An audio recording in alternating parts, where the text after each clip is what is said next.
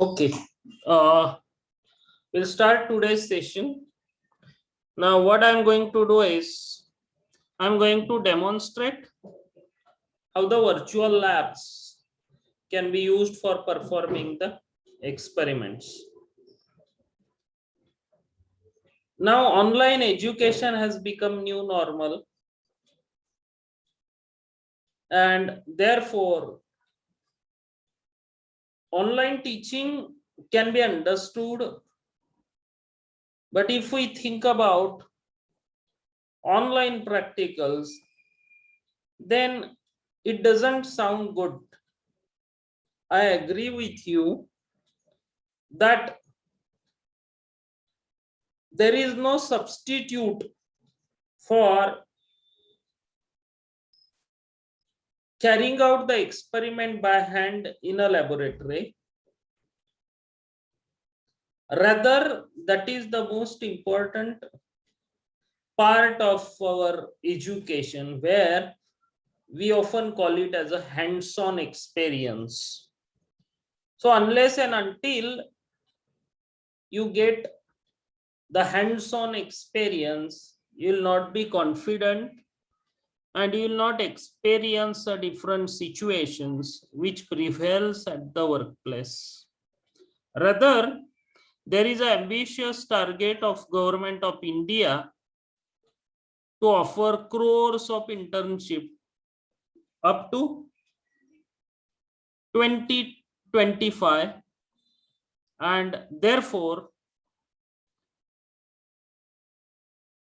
the skill is the focus point, or is the main area where the Government of India is making an attempt. And therefore, again, very responsibly I am showing you, or I am saying that there is no substitute to the physical experiments carried out in a laboratory with your own hand. But in the current prevailing situation, there are some ways where we can carry out the experiment in an online fashion with the help of some simulation tools available, and at least we will understand exactly what the experiment is. And there is the situation like blessing in disguise. What does it mean? Actually, this has provided us an opportunity to explore the various tools. For example, I want to be a part of IIT, but I can't. And therefore, if I want to experience the way the IIT is imparting the skills related to practicals, then there is very important initiative by the Government of India, where VLabs are developed by various IITs, NITs, and leading institutes in India. So today I'll be explaining you exactly what is virtual lab. It is popularly known as VLab, and there are many IITs, promising institutes or leading institutes in India who has participated in Ministry of Education's efforts. Earlier it was known as MHRD, now it is known as Ministry of Education.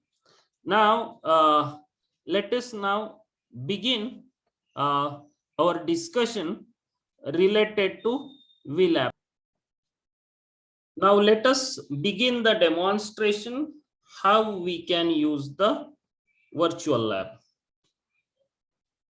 Now, see, I will be demonstrating everything as a beginner, as if you have not visited the VLab or virtual lab of IIT. So in a Google, type VLab. You may type VLab, or even you can just VLab is very much popular. Even the single click will also display the result.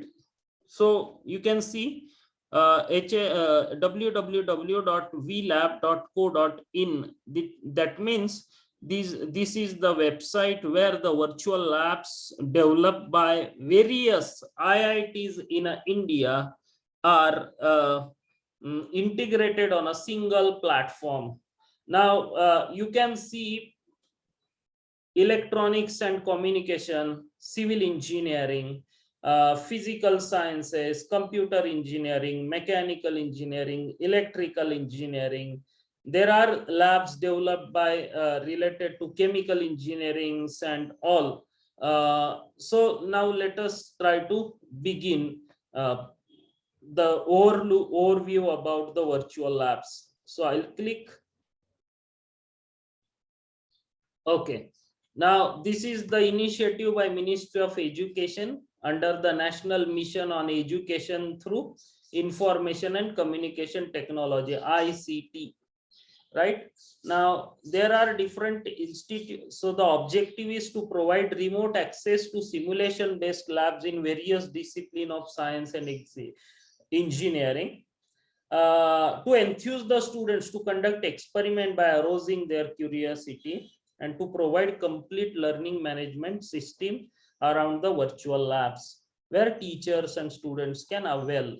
Now you can see these are the broad areas of virtual lab: electronics and communication, computer engineering and computer science and engineering, electrical engineering, mechanical engineering, chemical engineering, biotechnology and biomedical, civil, physical sciences and chemical sciences.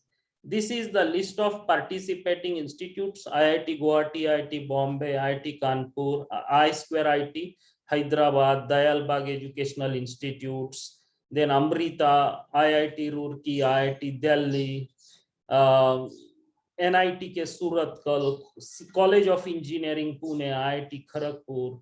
So you can see the various institutes have put in their efforts to start the or to just bring all the virtual simulated environment which will facilitate the conduction of the practicals in an online fashion. So there are around 1,233 nodal centers, visitors, etc., etc. And if you play this video, it will provide you a virtual lab, the overview about the virtual labs. Now, let us begin. Say, for example, I'm interested in visiting the virtual labs of chemical. Now, labs ready to use. Chemical process and dynamics lab. This is developed by IIT Kharagpur. Then process control and reaction engineering and unit operation lab. This is developed by NIT K Surathkal. Chemical engineering lab, IIT Bombay. Virtual mass transfer lab,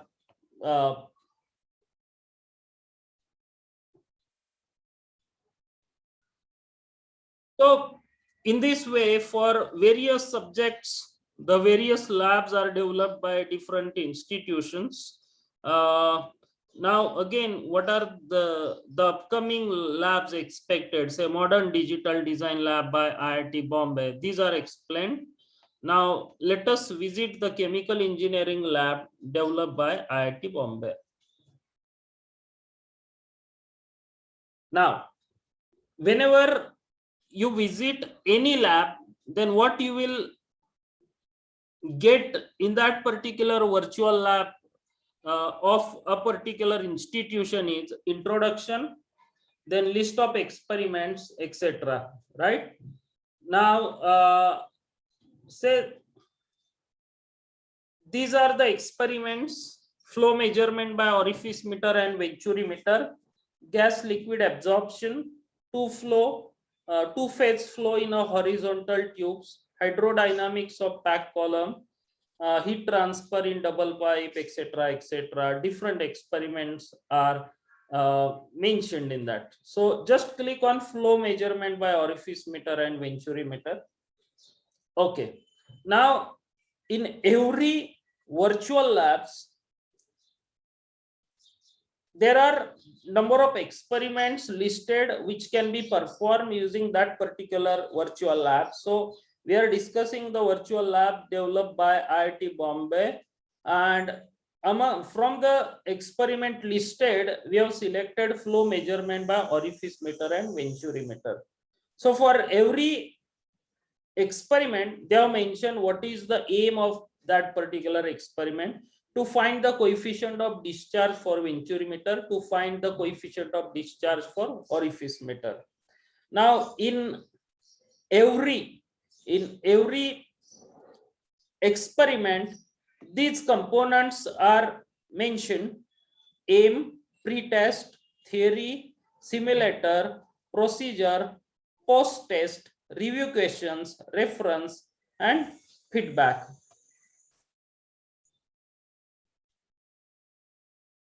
So for every experiment, they have mentioned aim. So let us click on the aim. So this is aim. Then pre-test. Now pre-test means what?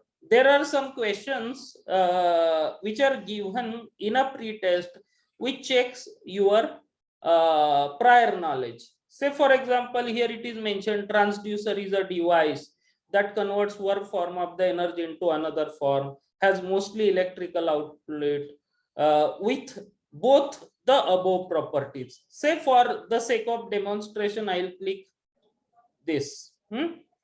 Then temperature is a measure of degree of hotness, coldness, hotness, or coldness. Now, whether it is cold or whether it is hot, both can be measured using the thermometer. So let us check. Let us click on hotness or coldness and submit.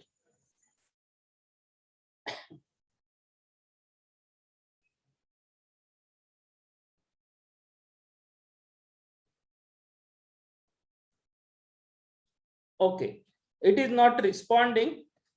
Now, next is theory part. Now, before we carry out any experiment, some brief introduction about exactly what is orifice meter, venturi meter, and its constructional features, etc., etc., are given. Now, I am just demonstrating this experiment, orifice meter or venturi meter. That's why I have said that the overview or brief about the orifice and venturi are given. But for every experiment, whatever you are carrying out using the VLab, relevant information will be available in a theory. Then next is a simulator. Now, before we go ahead with the simulator, just check the procedure. Now here, there is some videos which are available. If you play the video, probably you will be able to understand it. Then next is post-test. Now post-test is what? Flow measurement by orifice meter and venturi meter. Now here the questions are related to instrumentation. They are not related to orifice meter or venturi meter, but these will go on updating, and therefore you may, if you visit after some months, you may find some questions related to orifice and venturi. So after your experiment is over, just to check whether you have understood or not, you can have the post test. So where you will be clicking and submitting. Then there will be some review questions, right? So some questions related to the experiments are written, and you have to write down the answers. Some references are listed, and you may have to submit, or you may be requested to share your feedbacks about how you look like. Sorry, what was your experience when while using the VLab. Now let us click on the simulator, right? Click on the simulator, right? Now this simulator will guide you regarding the complete procedure. Now dimensions of flow meters are given as follows. Note these values for future references. So they have given cross-sectional area of throat, then ratio of diameter of throat to that of diameter of pipe, which is known as coefficient of contraction beta. For orifice meter they have mentioned. Then if you just go on clicking next, it will guide you regard up to the complete experimental procedure, right? Now, as I have explained, that when the fluid is flowing through a pipeline, um, how much is the flow that can be measured using venturi meter and orifice meter. But please remember, once again I am repeating, I am explaining the general virtual labs. So whatever I am explaining is applicable for each and every lab. Now if the fluid is flowing through a pipeline, I'll be interested in how much wall should be open. So I may say that 50%, right? Next, here the venturi meter is not shown, but if I start then if I start the stopwatch, then probably I'll be able to see that some fluid which is flowing through the orifice meter is falling in this beaker. With the help of stopwatch, you will note down how much is the time required for collecting volume, right? Now suppose if I say I am interested in collecting 1000 ml of the water.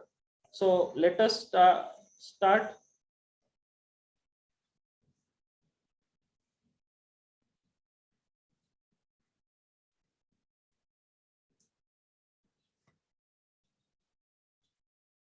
Okay.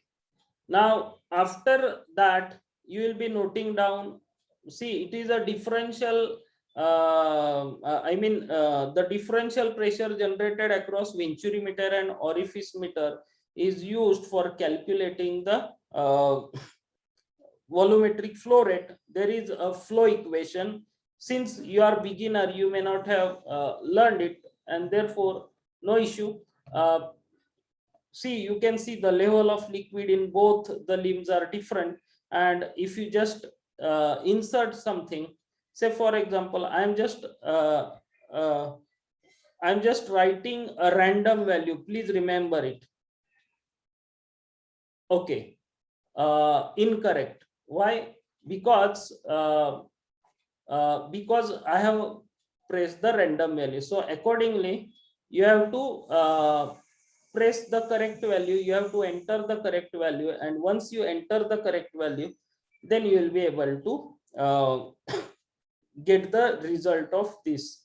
Now I'll try to demonstrate the experiment using the experiment of whirling hygrometer. Let us see now. So far whatever I have discussed, it was just for the sake of explaining the flow, the way the experiments are carried out. Now let us go back and directly I'll be okay, say VLabs sling psychrometer, right?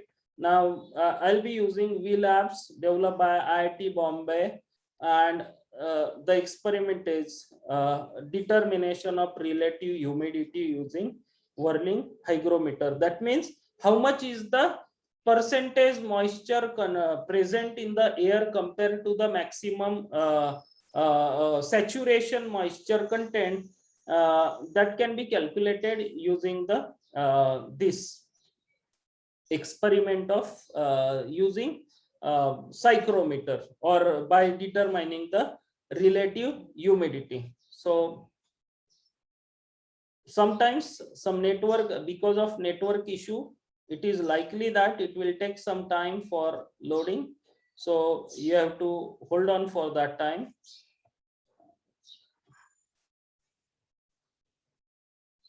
Yeah, it is taking some time for loading. Yes. Now what is the hygrometer used for? The hygrometer is used for measuring, say, relative humidity. Say I have clicked on that relative humidity. Whirling hygrometer contains how many thermometers? It contains dry bulb temperature thermometer as well as wet bulb thermometer. So say I have clicked 2. Relative humidity means moisture content in air, average temperature of air, velocity of air, all of this. Say I have clicked moisture content in air. If environment is saturated, then we say environment is saturated means what? The air has the maximum amount of the water vapor which can be held by that air at that temperature and pressure. So in that case, I can say that it is a 100% saturated. That is the relative humidity is 100%. So which thermometer has muslin cloth at the nose? Muslin means wet cloth.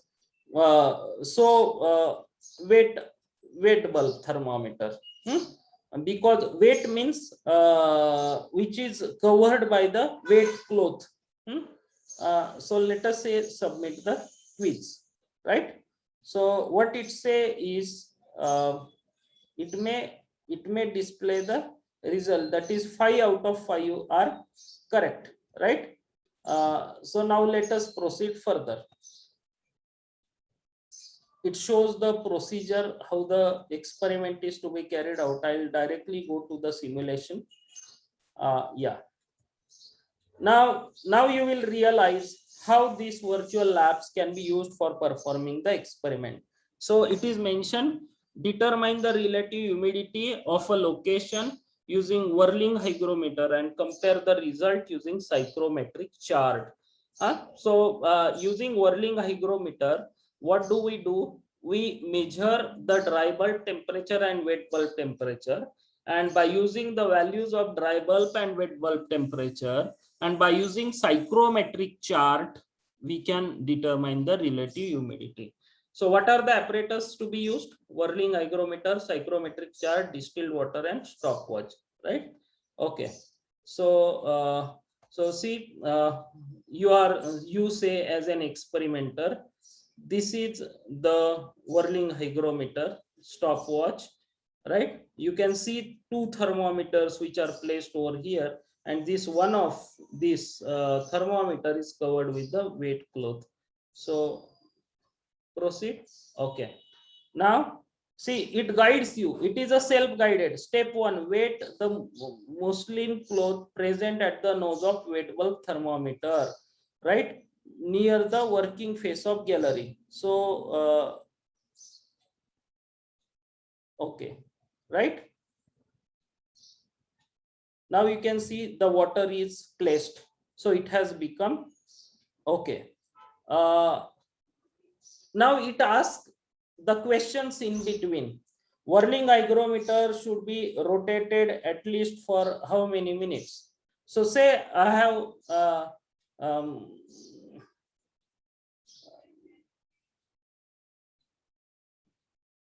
enter. So it said correct answer. That means it should be rotated at least for 2 minutes, right? So it also guides you whether your answer is correct or not. You can see dry bulb temperature and wet bulb.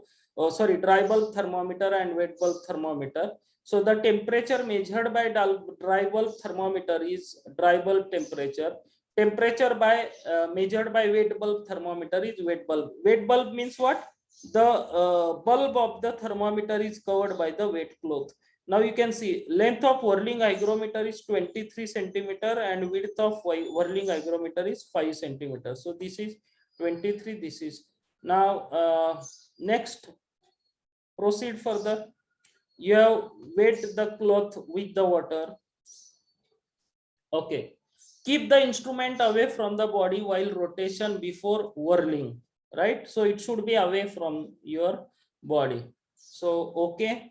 Now you can see how now the arrow is guiding you for the further action. Attach the rod to the hygrometer to rotate the whirling hygrometer at the speed of 200 rpm for at least 2 minutes and start the stopwatch simultaneously, right? So okay.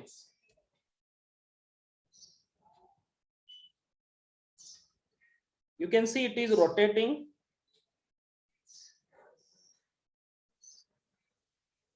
Okay, so it was continuously rotating for 120 seconds. Now just go next. Okay, now it is showing you the temperature. See, this is a dry bulb reading and this is the wet bulb reading, and so we'll just enter the values. So this is 30. I think dry bulb temperature is 30. So okay, yeah, and wet bulb temperature is, you can see, 24. So here 24, the value has is also recorded from this, and the picture is shown just for the sake of comparing whether the value indicated are correct or not, right? So we have measured dry bulb temperature using and wet bulb temperature using whirling hygrometer, and now this true dry bulb and wet bulb temperature can be used for measuring the relative humidity. For that you will require an additional chart known as psychrometric chart, right? So there are some observations, that is wet bulb temperature is 24, dry bulb temperature is 30. Barometric pressure, that means the pressure which is indicated by the barometer. Now barometer is the pressure gauge which is used for measuring the atmospheric pressure. Now saturated vapor pressure at wet bulb temperature, now that is to be entered over here. Then moisture content of unsaturated air. So using this and using psychrometric chart, all these values can be calculated, and finally you will get the value of C, E upon ESD, actual vapor pressure divided by saturated vapor pressure at bulb temperature, right? So if you measure the value of these two particular the field, that is actual vapor pressure and saturated vapor pressure, you will be able to measure the relative humidity. So likewise, using the virtual lab facility, the experiments can be performed. Now there are various labs where there is various labs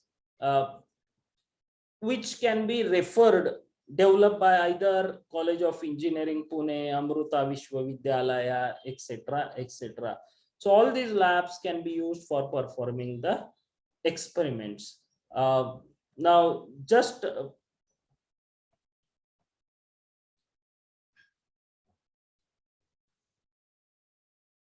this is again the next virtual labs which is developed by NIT Surat Kal.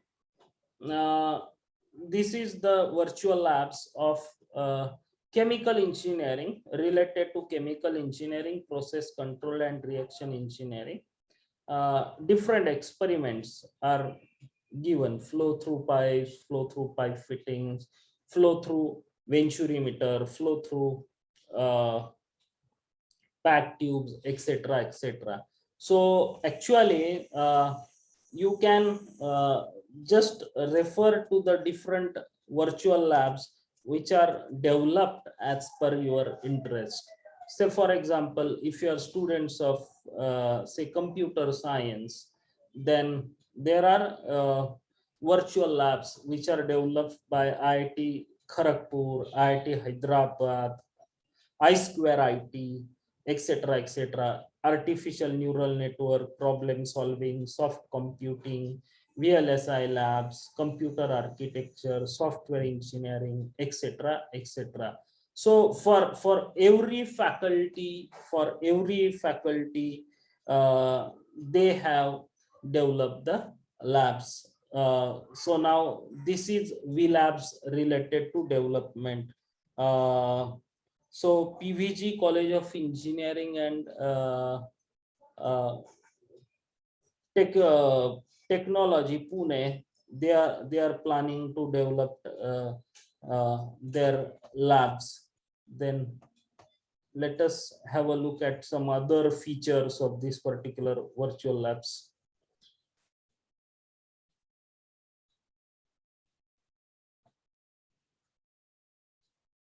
right? Uh, so say now if in a first year physical sciences, so in a physical science, molecular interaction labs, advanced analytical chemistry virtual labs, optics lab, mechanics virtual labs, virtual English and communication lab. This is good initiative. Means many of us have learned in a vernacular medium, and therefore we can take the advantage of the expertise which is available. Now these V labs can be known as by various names, Sakshat, etc., etc. Sakshat is an acronym. Now this is the English and communication labs developed by IIT Guwahati. So business communication, common errors in English, communication skill, grammar, technical vocabulary, listening skills, video tutorials, lab skills and contribution, non-experiments, etc., etc. are given. Say, for example, common errors in English. Now, there are common many mistakes which are carried out by many of us regarding ordering of words, spelling, confused word, etc., etc. So in a virtual labs, what I wish to say is you have got an answer for everything, or for majority of the topics related to your curriculum. So no need that the teacher will conduct the experiments or will teach you the VLab and then only you will visit. No, it's a free tool available for each and every individual which is interested in learning more. So there are various resources available. I can say that this particular virtual medium is like an information highway. The more you will explore, the more proficiency you will have in using the tool of virtual labs. Now say electricity and magnetisms, some experiments might have been carried out, or some things might have been discussed in your foundation course. So that also you will find. Now this is the virtual labs developed by Amrita Vishwavidyalaya.